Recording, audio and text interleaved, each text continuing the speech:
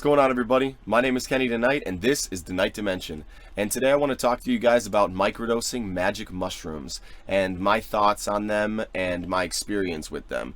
Now, I'll go a little bit deeper into all of my experience with magic mushrooms in a later video, but today it's just going to be about microdosing at the level of 0.4 grams. So I took a capsule, and I'll show you guys a picture. I took a capsule with some orange juice and the mushroom. It was about 0.4 grams, and I think that might be the maximum or the peak for microdosing, maybe 0.5. And I would recommend that if you're start off at maybe 0.2, because I'll get into this later on when I'm explaining how I felt. But it did feel at points of anxiousness, of anxiety, where I would have to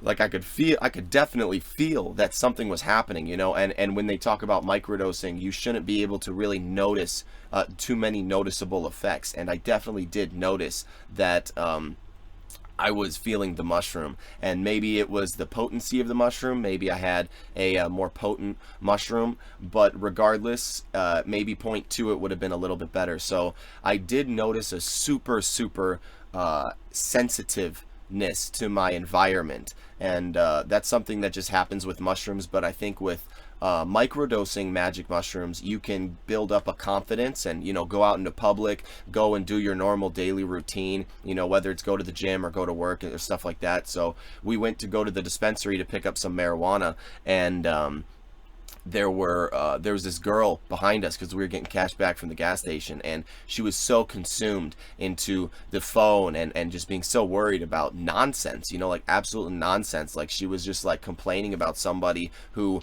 was trying to help her, and she was just so annoyed that they wanted to help her on their own terms, you know, and not her terms. It's like, I'm helping you anyway, why are you gonna get mad at me, you know? But so she was just so consumed in what she was doing, and I could feel every part of it, you know, because I was microdosing. I could feel all of that energy, you know. So just something to be wary about when you guys do try microdosing. If it gets a little bit too intense in public, that maybe you should lower the dose or reduce the dose. So I did write out, besides that, I was very fond of eating, which is weird because normally when I take mushrooms, I don't want to eat any food or anything like that till later on in the experience. Maybe fruit, you know, like bananas or watermelon. But this, I was fond of eating. I wanted to eat chicken nuggets, and I just wanted fluids, you know, like milk, and we had almond milk, and I just wanted fluids to be just, for some reason, eating, and the motion of my jaw, you know, it wasn't like gnawing, you know, like with MDMA, but this was more of like I was recognizing the power of my jaw, you know, just the fact that our jaws are, you know, as strong as they are. And then I wanted to lay down a lot. This is something that I noticed, you know, so I didn't really enjoy this microdose as much as usual because I wanted to get up, go around. I wanted to make the video while I was microdosing. I wanted to work on stuff. I wanted to write some comedy. You know, I had all this stuff in my head about what I was going to do when I was microdosing, and I ended up doing none of it, you know, just because I was so exhausted for whatever reason. Maybe that's what the mushroom was showing me at this lower dose, is that I was exhausted and that I needed to let the body rest because I've been pushing really hard recently. Or maybe it was just that, you know, for whatever reason, psilocybin makes your body heavy. You know, you guys might know that mushrooms make your body heavy. So even at a low dose like that, maybe because of my prior experience with mushrooms, I'm more sensitive to what they can do at a lower dose. And then obviously the normal things that microdosing mushrooms will bring, just a higher focus, you know, deeper focus, more attention to detail and stuff like that. And that the occasional fear or worry turns into opportunity. That was something that I was feeling, that instead of seeing a problem, I would see a solution. That was something that I feel a lot with microdosing mushrooms.